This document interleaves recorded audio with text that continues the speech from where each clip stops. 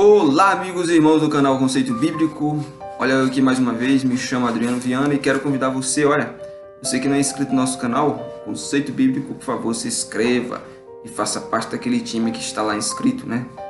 573 inscritos e queremos chegar a 1000 inscritos. Nos ajude aí para que esses vídeos venham chegar o mais longe possível. Amigos, nós estamos dentro de outro tópico, tá? Dentro da série Apocalipse 13, isso realmente poderia acontecer. Agora estamos dentro do tópico do versículo 3 que fala: e toda a terra se maravilhou seguindo a besta. Nós demos um pequeno vislumbre ali, uma pequena introdução de toda a terra se maravilhou seguindo a besta, porque eu apresentei lá que podemos dizer, será que essa profecia começou-se a se cumprir ou não? Uma interrogação aí. Quando o papado começou a ser mais reconhecido no mundo e mais respeitado de uns anos para cá, porque a gente viu que no funeral de João Paulo II a gente viu tanto de pessoas que estavam presentes, tanto de representantes políticos, né? Eu não sei. Quem sabe aí a gente vai ver mais na frente um cumprimento mais completo desse versículo que fala, e outra parte da profecia que fala que toda a terra se maravilhou. Pois um outro ponto também que tem levado a terra a se maravilhar, a seguir ao papado ou à besta, é a questão do tema, o ecumenismo, né?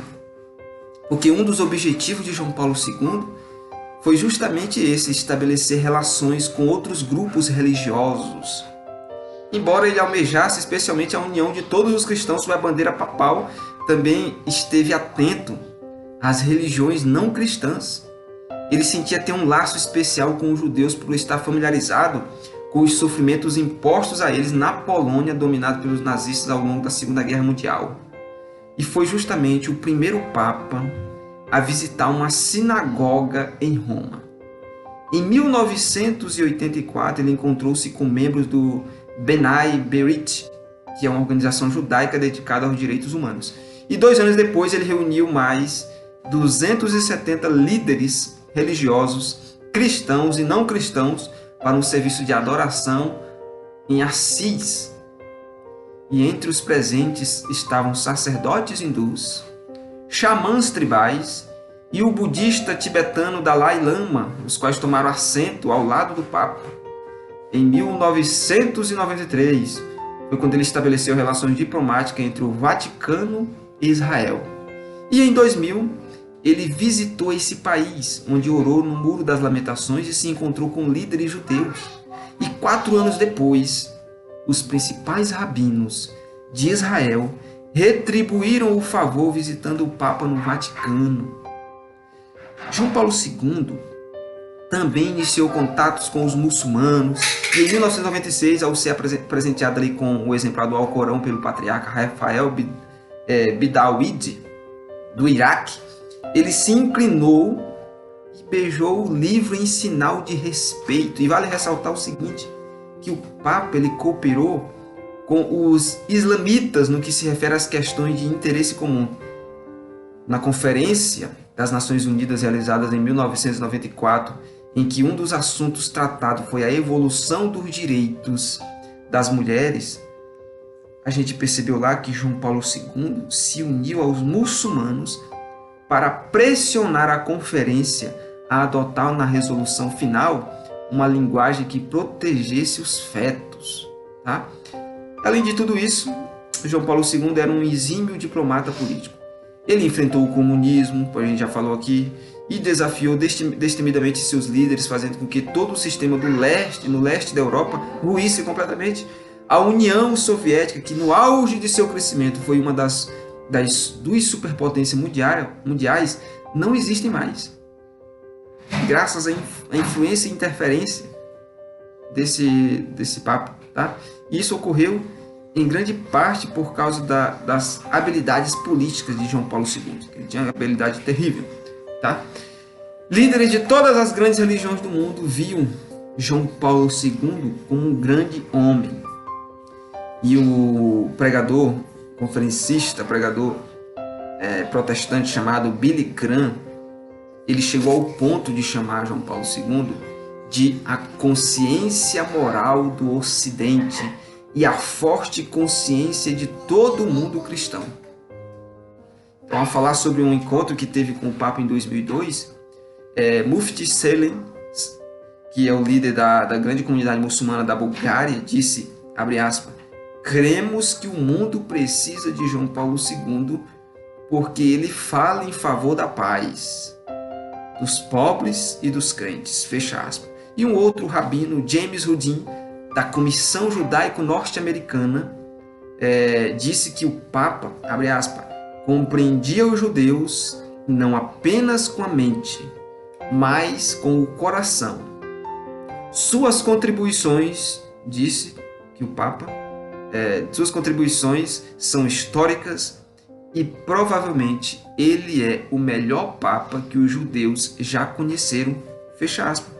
Agora observe só algumas manchetes, que eu vou deixar aqui o nome ali da jornal, da revista em que essas manchetes apareceram.